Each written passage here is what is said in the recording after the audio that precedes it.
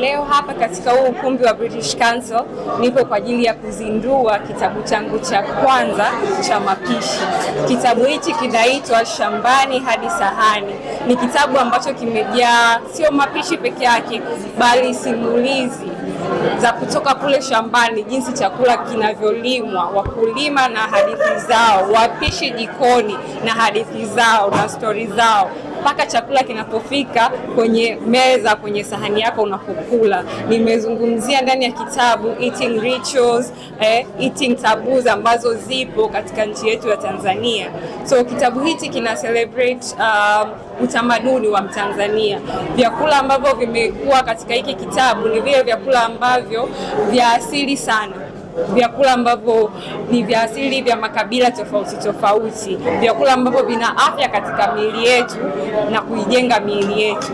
Kwa hiyo nilikuwa na hili wazo hapo mwanzo kwa sababu watu wengi sana sasa wageni wanapokuja Tanzania wanahisi sisi wa Tanzania tunakula chips, mayai, wali, ugali, pilau, hivyo tu, kwa sababu ndio vyakula ambavyo vinapatikana kwenye magenge ya vyakula huko nje. Lakini tumesahau kuna tamaduni za chakula ambazo watu hatuzionyeshi huku mjini, tumezisahau. Kwa kitabu hichi kimekwenda kusherekea tamaduni hizi ambazo zimesaulika na kuzipa mwanga zaidi watu waweze kuzifahamu, kwa sisi wa Tanzania hata kwa watu wageni waweze kujua tamaduni yetu ambayo ni nzuri sana na kuweza kuisherekea, na pia ni sehemu ya kumbukumbu.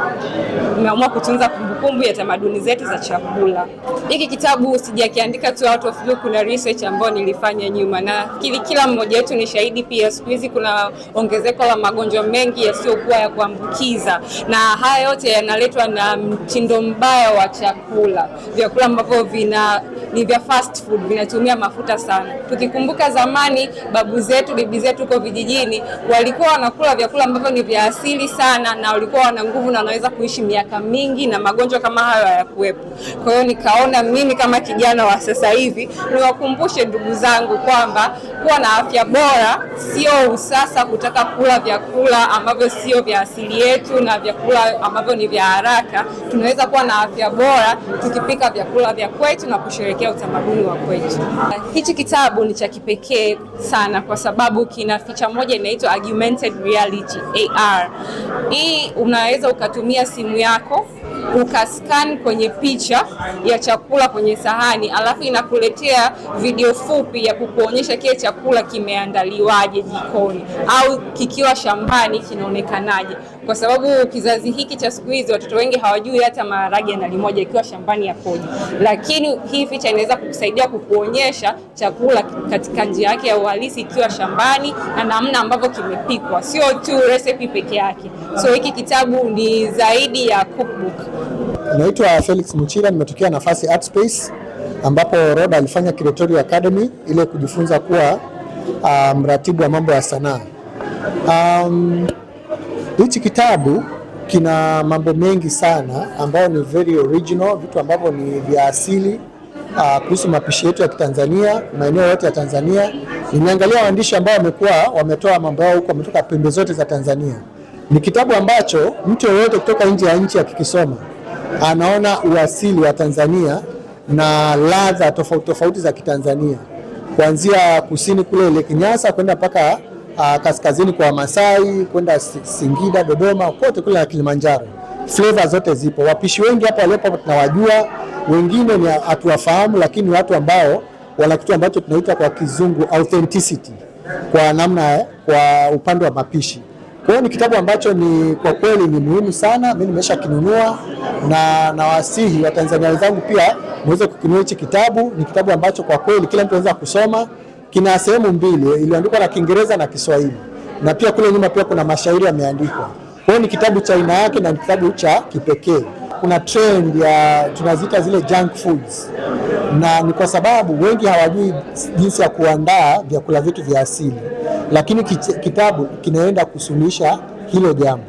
Kwa hiyo mtu ambacho anaichi kitabu unaweza kuwa kwa nyumbani unamwambia baby naomba nikupikie nini? Chukua cookbook uangalie mle. Hapo ndo tunaelekea sasa. Sio mambo ya kuoda vile vitu ambavyo watu wanaenda, vyakula vyote viko hapa. Naitwa Scholastica Sultan. Mimi nimekuwa ni mratibu kwenye uzinduzi wa kitabu hichi cha cha mapishi, lakini sote kwenye uzinduzi tulianza safari wote kuanzia tunaandaa kitabu hichi. Nimefurahi sana kuwa sehemu ya hii safari kwa sababu mimi pia ni mdau wa sanaa za mapishi na kuona kwamba sanaa za mapishi zinapata nafasi ya kukubalika kwenye jamii yetu na kutumika kama sanaa zingine, sababu tumezoea sanaa za kuimba, za uoni, lakini sanaa ya mapishi nao sasa hivi tunaona kwamba inapata nafasi kwenye jamii na kuweza kufikisha ujumbe kwa jamii. Kwa hiyo siku kama leo tulikuwa tunazindua hiki kitabu.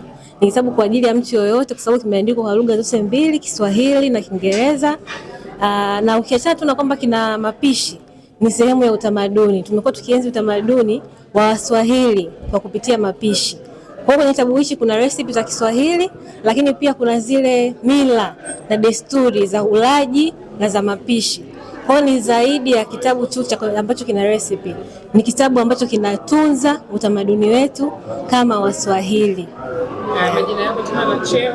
Naitwa Scholastica Sultan, mimi ni mratibu msaidizi kwenye kitabu hichi cha cookbook. Mungu. Naitwa Scholastica Sultan, mimi ni mratibu msaidizi wa kitabu hichi cha Shambani Hadi Sahani.